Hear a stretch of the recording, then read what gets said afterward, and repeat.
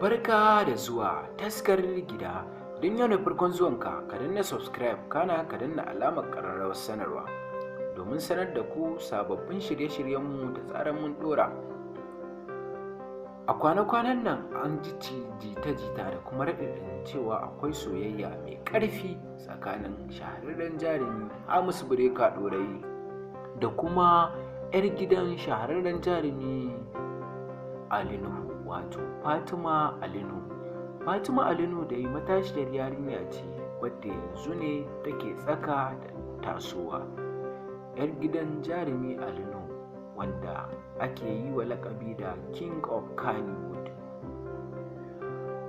Labaran da suke ta yawo a social media shine cewa tabbas akwai yiwuwar alaƙa mai ƙarfi ta kullu a tsakanin shahararren jarumin da kuma yarinya.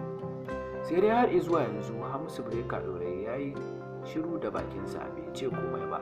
Haka zalika shi shahararren jarumin mahaifin yarinyar wato nuhu bai ce komai ba. To masu sauraro, za mu so mu karɓi ra'ayoyinku a dangane da wannan soyayya.